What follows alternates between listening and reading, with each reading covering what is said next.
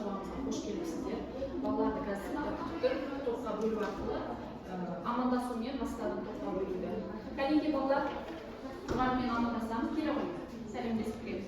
Мұхаммед.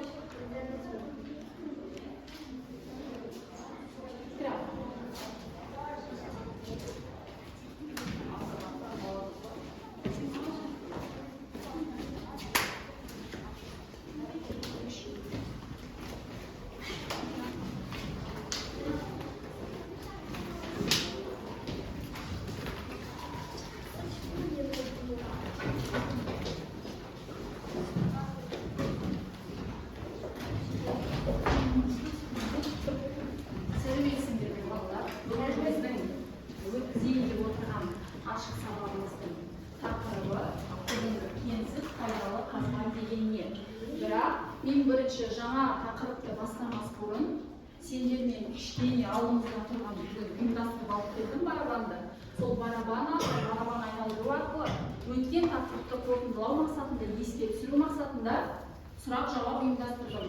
Сендерді сол үшін де екі топқа бөлдім.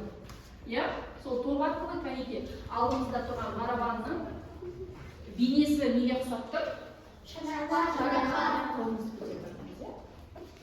Шаңыраққа. Ал еске түсірейікші, шаңырақ бізде қайда орналасқан? Қолыңызды көтеріп жауап берейік. Айлин айтады. Біздің шаңырағымыз киіз үйде орналасқан. Жарайсыңдар.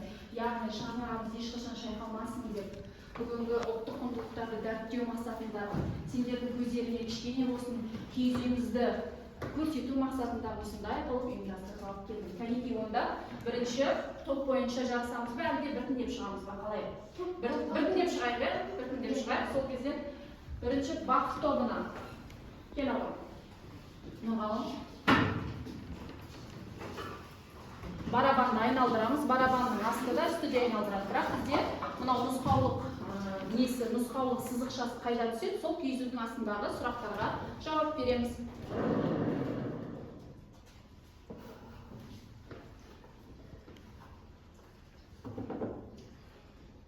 Қара металл деген не? Қара металл дегенсің. Қара металл дегеніміз сол темір тастан жасалған шикізат. Дұрыс айтасың. Оның құрамында темір тас болады. Темір тас және шикізат. Шикізат темір тастан алынатын қара металл, ол бізде сондай шикізат. Кәнеке сұрағымызды алып қояйық. Келесі бақыт тобы шықты, енді шаттық тобынан. Айлин шығауы. Шаттық тобынан Нұрғазырдың жауабын қабылдаймыз. Бұл топқа 1 балл. Металл қай кезде сұйық болады? Металл балқытқан кезде, домна пешінде балқытқан кезде сұйық болады. Біз кептіру процесін айтып шығаймыз. Бірінші біз оны қазып аламыз, одан кейін заводтарға апарамыз. Біз оны байытамыз. Байыту процесінде біз оны жуамыз, бөлеміз, ватамыз. Ал балқыту дегеніміз домна пешінде 1500 градуста кенімізді балқыту. Яғни кез келген металл сұйық күйінде балқыту үдеріс кезінде жүзеге асады екен. Жарайсың, Айлин. Келесі бақыт тобынан кім шығады? Айшатай, Иран.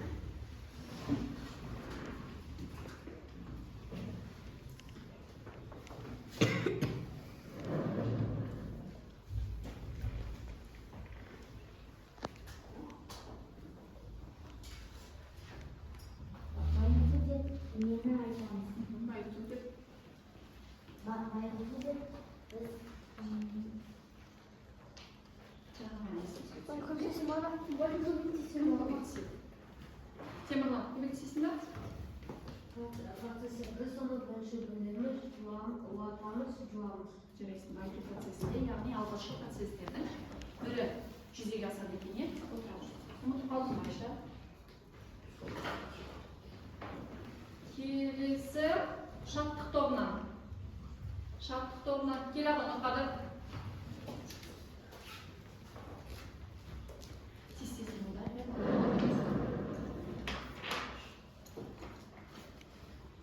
Полиметалл дегеніміз не? Полиметалл дегеніміз құрамынан бірнеше металл алуға болатын кенді біз полиметалл дейміз. Бірнеше металл алатын кенді полиметалл дейміз. Тағы бұл жаққа шарттық тобына бір ұпай, бақ тобынан Ермахан келе ғой.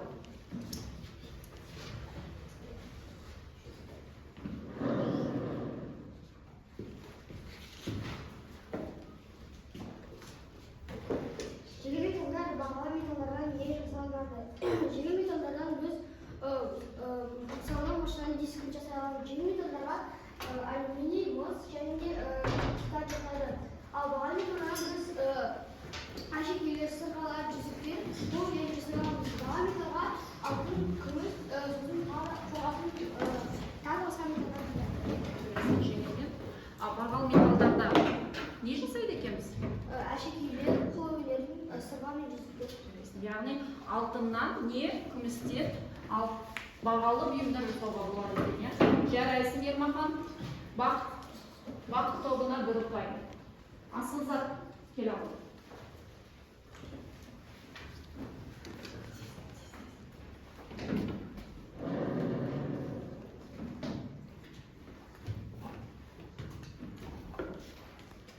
Тиімді пайдалы қазбалар деген не? Тиімді пайдалы қазбалар деген оның құрамында бірнеше металл болатын затты тиімді пайдалы қазбалар деп атаймыз. Тиімді пайдалы қазбаларды жауап қайдан аламыз? Тиімді пайдалы қазбаларды Пайдалы қазбалар қайдан аламыз? оларды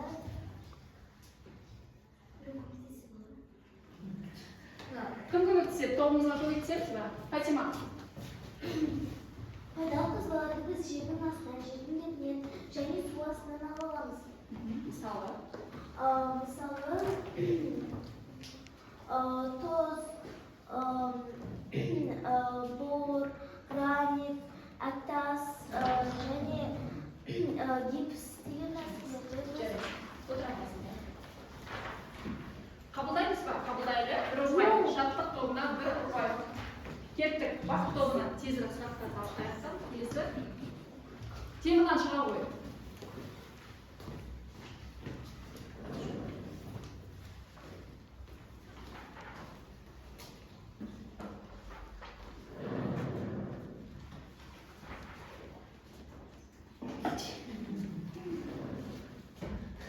Крышкасын ашып қою керек еді.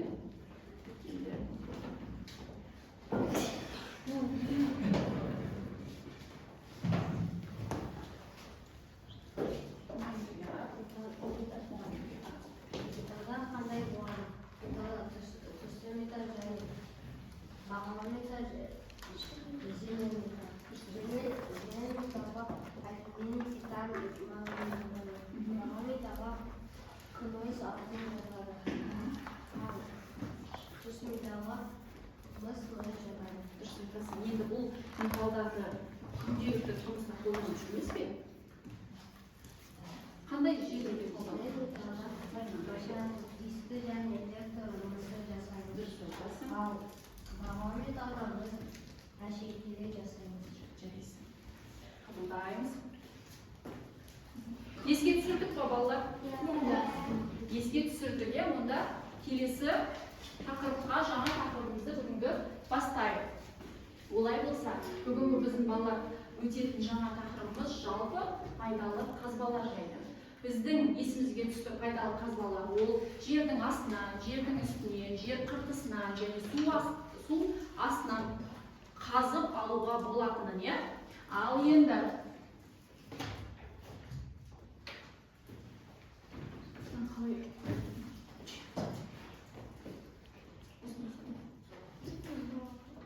сабаққа дайындық, психологиялық ахуалды жақсарту. Балалар сендермен кішкене сұрақтарға жауап беріп болғаннан кейін сергіту сәті ретінде есімізде сақтау ойынын ойнатқым келіп тұр.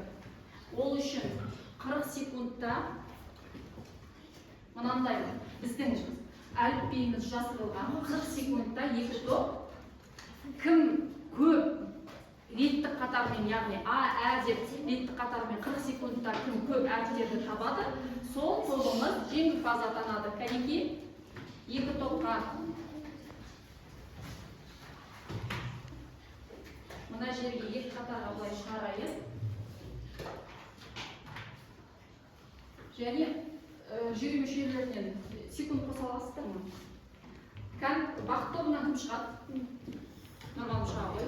Ал шаттық тобынан кім шығады? Даниял шыға ғой. Есте сақтай отырып, яғни әліпбиді білеміз бе? Біз үлкен сыныппыз. Бастадық па? Қанша әріп? Немесе цифрмен жазу. Жоқ, дөңгелек десең болады. Сосын тез-тез мен өзім қарап жазылам. Реттік қатармен қайсын белгілеймін. Кеттік. Бастадық.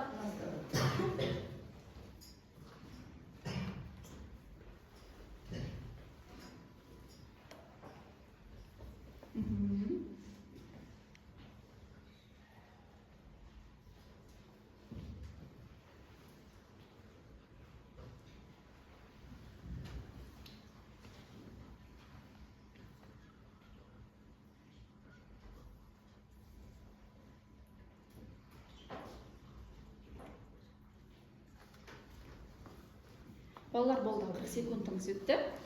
Кәнекей санайықшы. Тез-тез. А, 2, 6, 3, 4, 6, 7, 8, 9, 10, 11, 12, 13, 14, 16, 15. 15. Молодец. Жарайсыңдар. Яғни бұл топта бізде шарттық топ өтті. Себебі 40 секундта ол бізде 15 әліпбидің реттік қатарымен таба алды. Жарайсыңдар, отыра ғой.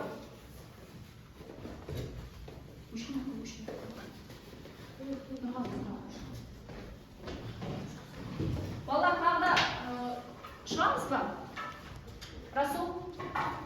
Расул, Айша.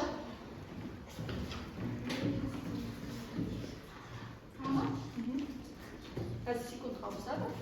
1, 2, 3.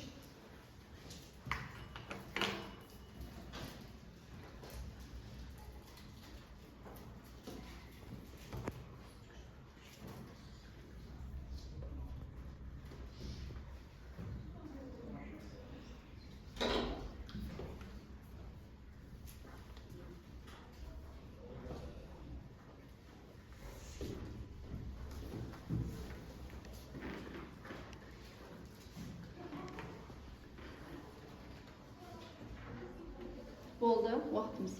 Тез-тез санап шыға.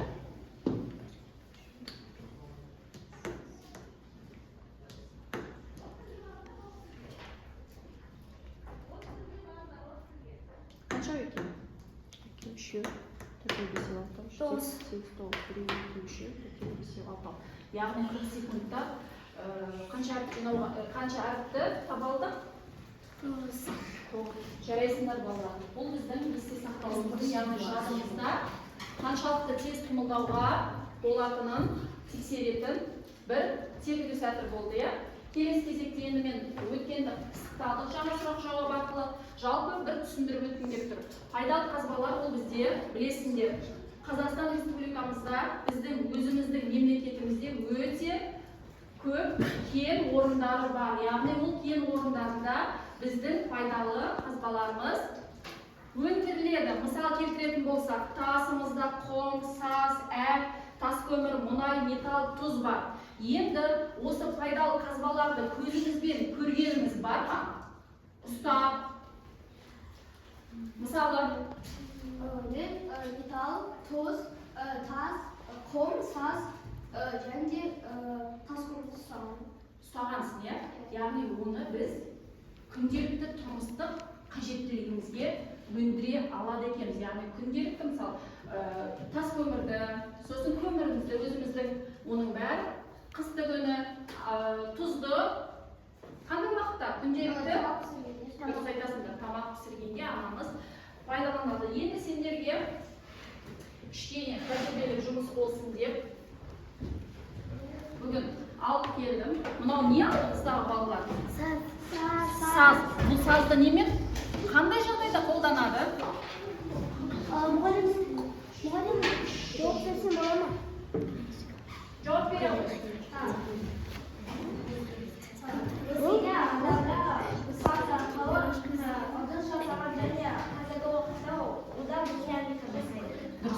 керамика жасайды. Яғни және де қазір осындай аппаратты қандай мақсатта қолданып жүр? Қандай мақсатта қолданып жүр? Мынаны былай қоссақ,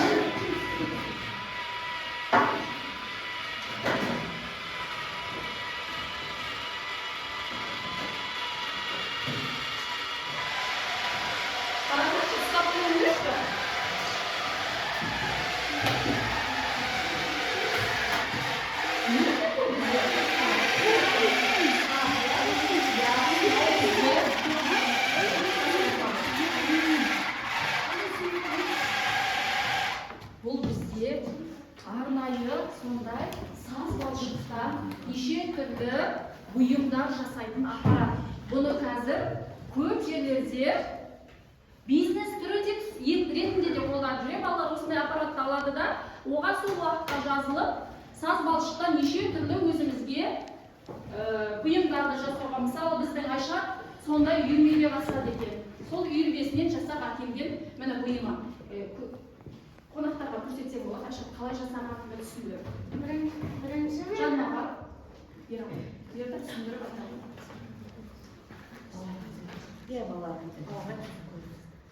Бірінші мен үлкен кусок глинаны бірінші разделить еттім. Сосын Бөліп алдым. Сосын бір кусокты қойдым, а бір кусокты Тыңдаймыз, отыра ғой. Бір кусок көріп жатыр, не қаншайыз? лепешкаға істедім. Сосын оны кішкене сгибнуть еттім, чтобы мынандай кішкене болды. Сосын үлкен колбаска істедім, чтобы мына жерге Саз балшықтан яғни осындай бұйымдарды жасауға болады екен. Ондай арнайы үйірмелер де бар екен. Жалпы бұл саз балшықты қайда кездестіруге болады және де қайда кездестіруге болады? Несіне түсірейікші? музейлердің қасында. Дұрыс айтасың. Жағы? Тағы болады магазиндерде. Дұрыс айтасың. Қазіргі уақытта дүкендерден сатып алып осындай бұйымдарды жасауға болады екен. Әкеліп бұйымды алдыма қойып қой.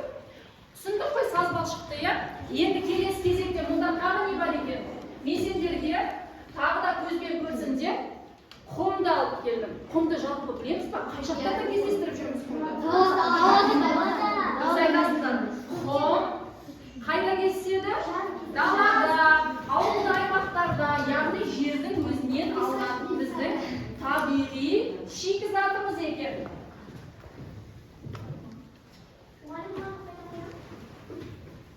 Оны сөйлеп қоя сал.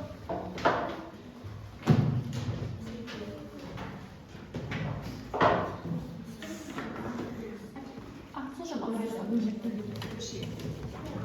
Қоса бер.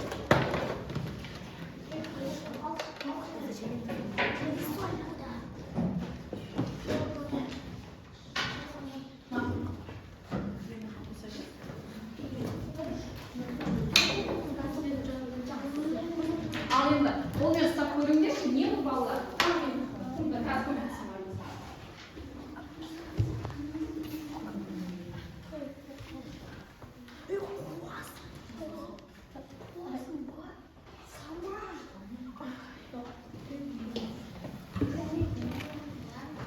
Ал құмды қолымызбен ұстап, неше түрлі шам арқылы өрнек кескін жасай аламыз. Яғни бейнесі сызып, салып көрсете алады екенбіз. Сендерге құм жеткілікті ме?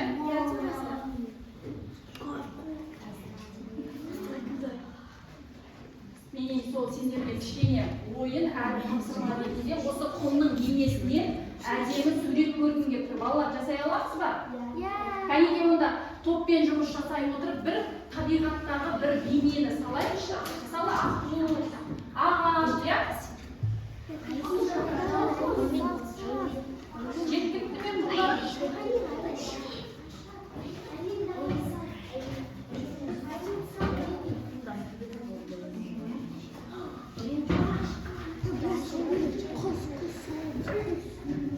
Тапсырма түсінікті ме балалар? Тапсырма түсінікті ме? Бір бейнені көрейік, иә? Бір бейненің суреті табиғаттағы аппаратты қосып берейік па сіздерге? Жаңа бар. мен ұзақ не қылайын, оны сумен отырып созу керек екен. Сол есепті балалардың ақ жейдесі құртыла ма деп суда қоспадым. Балалар просто қолмен ұстап көрсін деп. Көрдік пе балалар, біздің Қазақстан Республикамызда кенсіз, табиғи, осы табиғаттан алынатын пайдалы қазбаларымыз өте көп екен. Соның бірі міне мынау жаздың күні даладан алынған құмымыз. Көрдіңдер ме? Сендерге көмек керек болып жатыр ма? Әдемі бір бейнені жасаймыз, иә?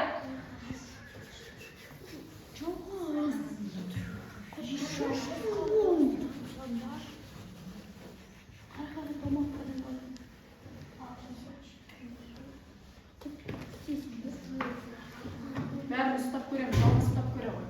Саған жетпей жатыр ма жалғыз?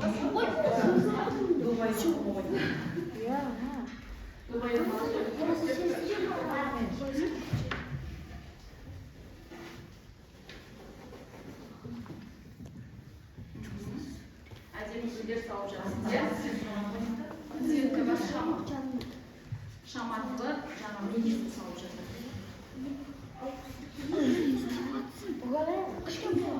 Бір-бірімізбен келісіп алайық, не салып жатқанымыз? Ағаш? Жалғыз келші мұнда. Жетпей жатсың ба? Мына жақтан келші.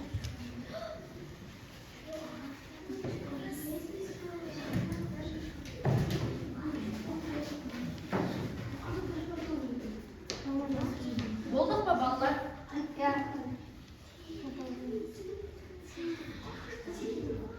Болдық па? Құмның құрамы қолмен ұстағанда қандай екен айтыңдаршы құмның? Жұмсақ, сосын дұрыс айтасыңдар. Яғни оның ешқандай қасиеті жоқ, иә, жабыспайды. Балалар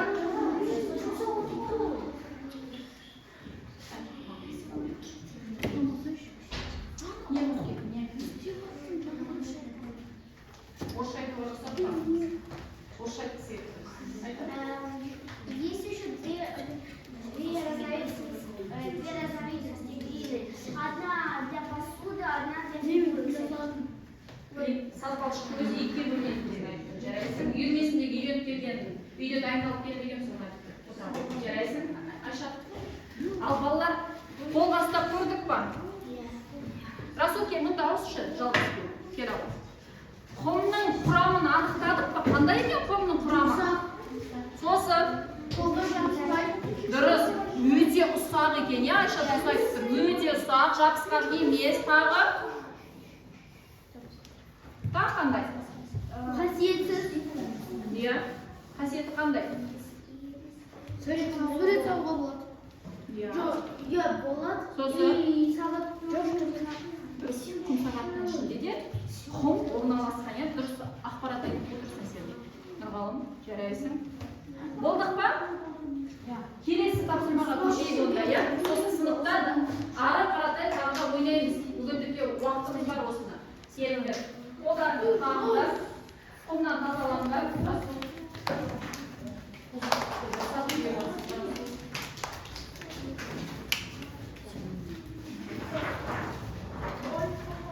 Тек өзінің арнайы спортшыға сөмен сәлем аламыз.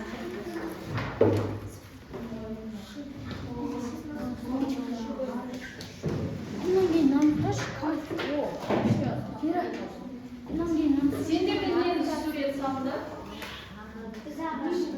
Ағашты, гүлді, күнді. Жарайсыңдар, өзен бейнеленді. Жарайсыңдар. Қазір қызылап аламыз. Не знаю.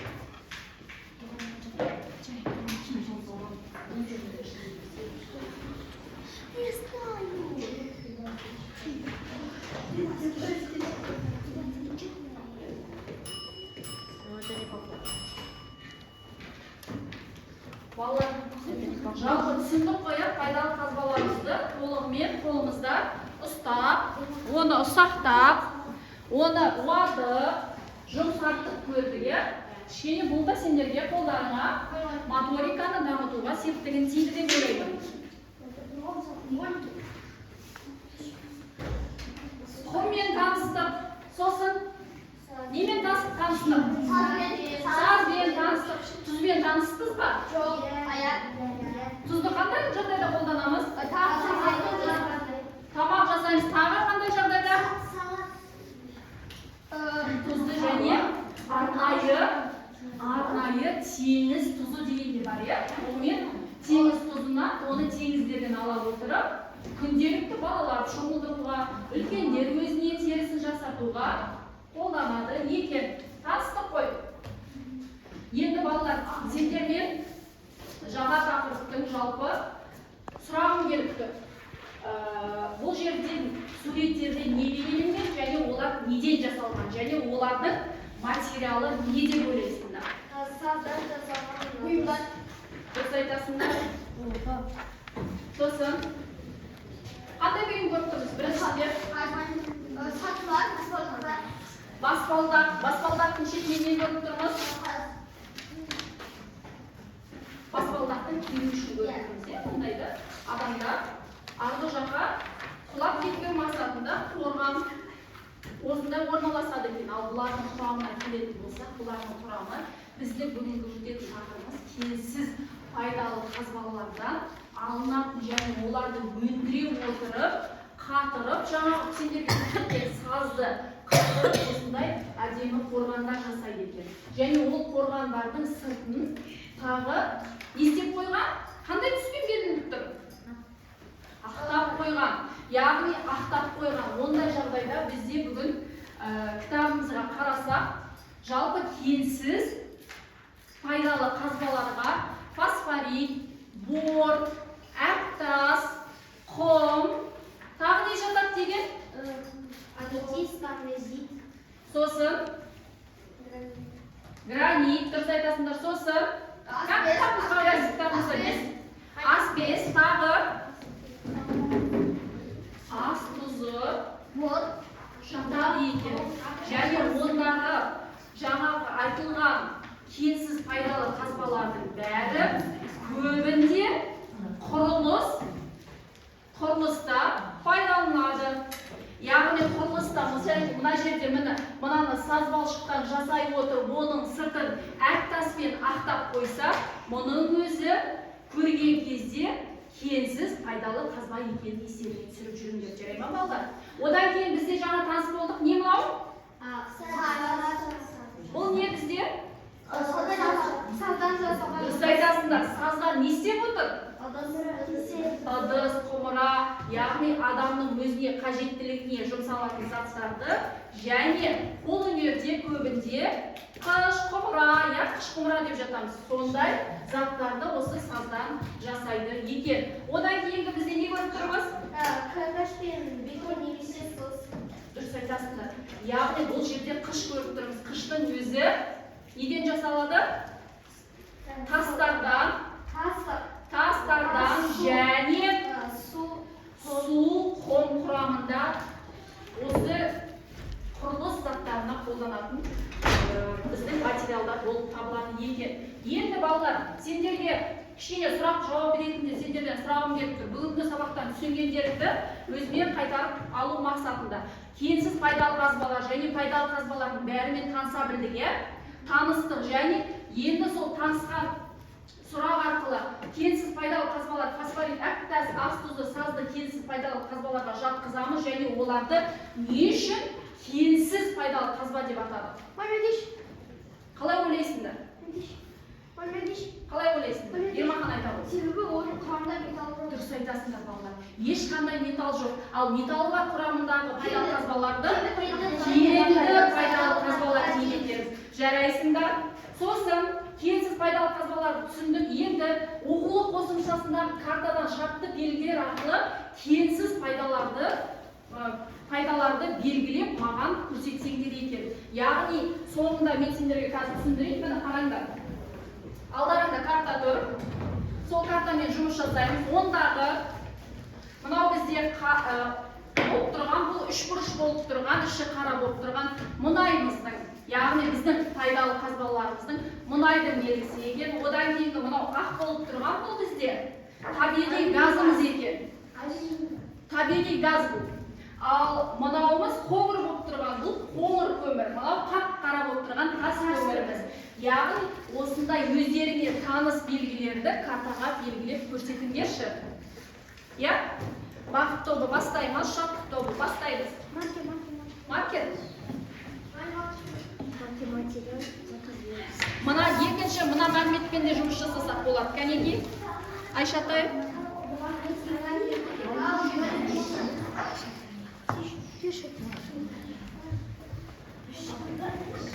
Екінші және материал бар, сонымен де жұмыс жасаймыз балалар, жарай ма?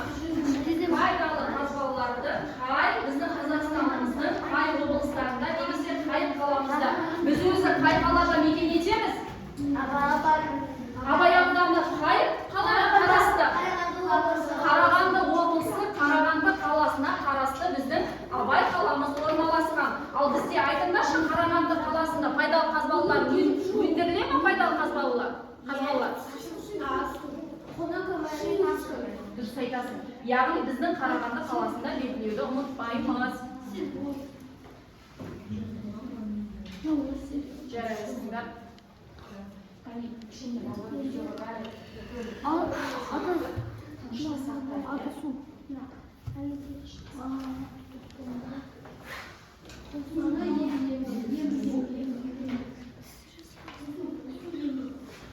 Бұл алдарында карта берілген, сол карталарға қарап жұмыс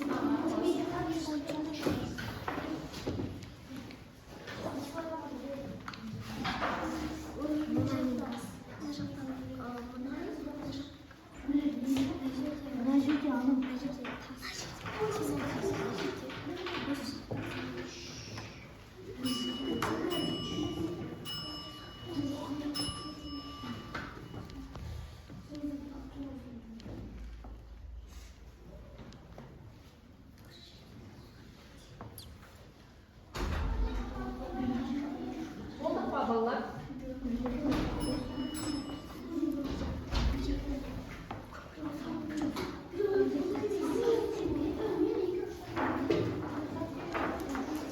Сіздермен сосын таныстырма жұмыстарын жүргіземіз.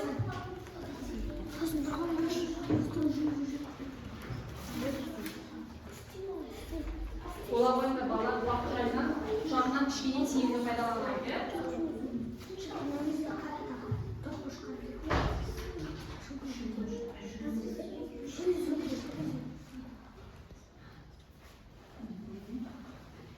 Кім дайын? Қай топ дайын? Шабыт, Бақыт, қай тобымыз дайын?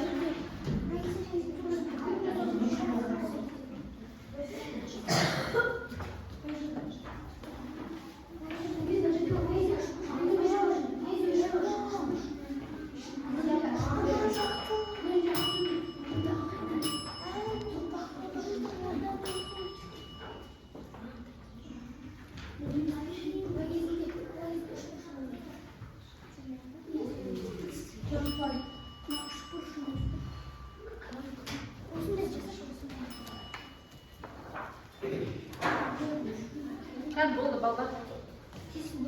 Кеттік, Ермахан кім дайын? Ермахан дайынсың ба? Кім шығады? Топтан. Мына жақта кім шығады? Ғалия. Картаға шығамыз. Сендермен жұмыспен картаңды алып шығасыз ба? Қай қалада? Қарағандыда Таскөмір, Светогорскта. Ақтөбеде Астызор, Ақтау Астызор и Шымкентте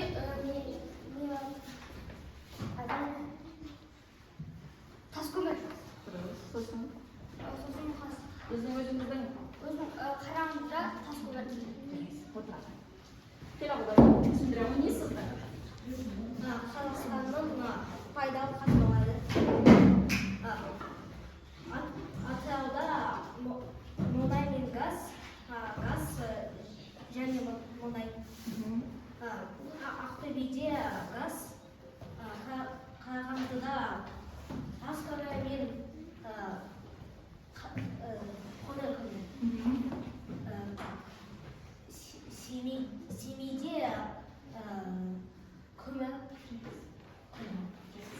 Балалар жалпы пайдалы қазбалар туралы біз жіктеп, оны ұстап, көріп, бәрін түсінген секілдіміз, иә?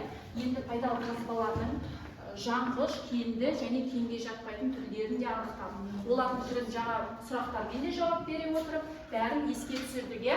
Енді балалар, сен тұратын өлкеде, біз тұратын өлкемен де таныстық, және ондағы өзіміздегі бар кенді және кенсіз пайдалы қазбалардың бәрін суреттеме арқылы картамен жұмыс жасадық. Енді балалар, үй жұмысын жазып алайық. Және дәптермен жұмыс жасайық, дәптерлеріңді ашыңдар. Мына жерде сен білесің бе, асбест деген не дегенді жазу керекпіз, иә? Жазайық. Дәптермен жұмыс. Дәптермен жұмыстанайық. Дәптермен жұмыстанайық. 39 беттегі сен білесің мені жүріп алайық. Және үйде балалар үй жұмысына келсіз пайдалы қазбаларды мазмұндап кеңдіру және үйде үй жағдайында келсіз пайдалы қазбаларды қай уақытта қолданамыз, соны жазып келеміз. Жарай ма? Жарай ма балалар? Жақсы. Сонымен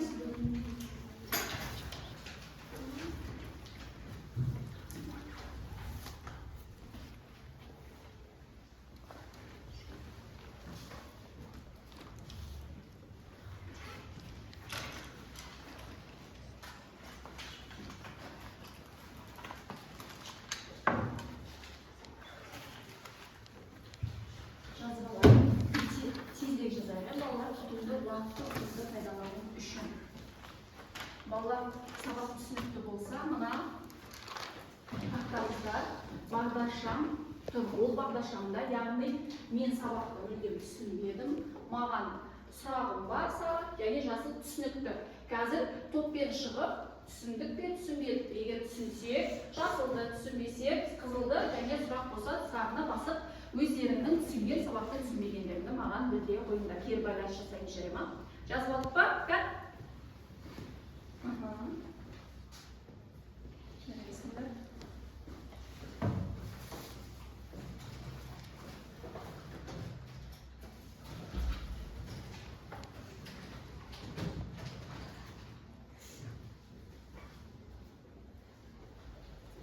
Жарайсыңдар.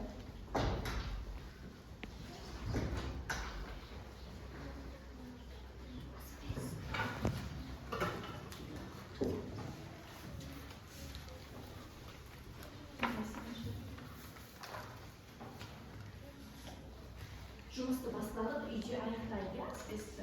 Енді балалар, бақыт тобы шығайықта, кері байланыс жасайық, жай, асықпай. Мұхаммед жалғас шыға ғой. Кері байланыс жасайық. Жарайсыңдар. Жарайсыңдар. Бағдаршам қайда орналасқан бізде балалар? Машина жүретін жерлерде. Дұрыс айтасыңдар. Бізде бағдаршам неміз? Неміз бағдаршам? Қауіпсіздік құралымыз, иә? Қандай түс жазда жүреміз? Дұрыс айтасыңдар. Жасыл түс жазса, ал қызыл түс жазса не істейміз? Ал сары түс жазса? Кеттік. Шабық тобы. Бәріне сабақ түсінікті ме? Отырмайшы. Жарайсыңдар. Жарайсыңдар балалар. Енді балалар, сендермен бір ғажайып сәтім бар. Мұғалім сіздерге де партамыздың астымызға кішкене қолымызды жылжытсақ, сіздерге сыйлығым бар. Осы сабақты жақсылап менімен өткізгендеріңе көп рахмет балалар.